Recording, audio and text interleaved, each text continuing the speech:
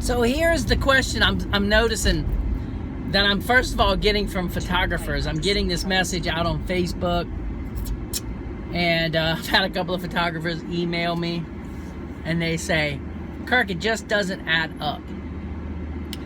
How in the world can you go out and photograph a house for just $84? It doesn't add up, because I started adding up how much time it takes, and then the retouching involved, and all this other stuff, and I'm looking at your images, and I know for a fact that your images, you know, this is just not simple photography. You know what you're doing, it's very well done, blah, blah, blah, blah, blah. But what they don't get is how in the world can you do it for $84? So I'm here in this video to tell you, it's a combination of several things. Number one, I can do it in 15 minutes. I can literally, what takes longer than anything else is sitting around waiting for the real estate agent to show up. That's kind of crazy. The real estate agent, I realize that they have very crazy schedules, and they have to be at this place and be at this place, and then this one takes a little bit longer, and so scheduling their world is very, very difficult. So a lot of times I'm sitting there for 15 minutes waiting on a real estate agent. So the 15 minutes that it takes me to sit and wait, I very much could have been finished. So think about that. That's the first thing.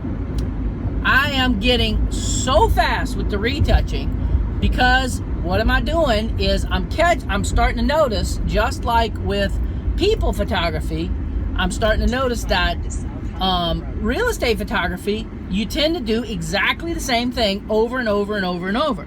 So as a result, I'm writing actions. So my world is a bunch of button pushing. So I can go through a real estate shoot in about 15-20 minutes.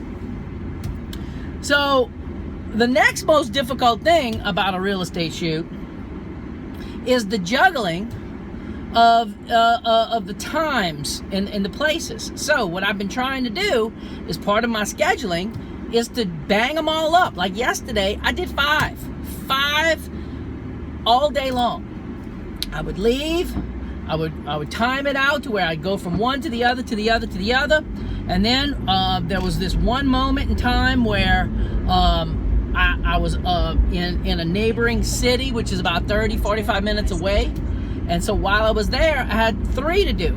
But I couldn't get them close to each other. I had about an hour and a half overlap on one of them. So hey, I brought the laptop.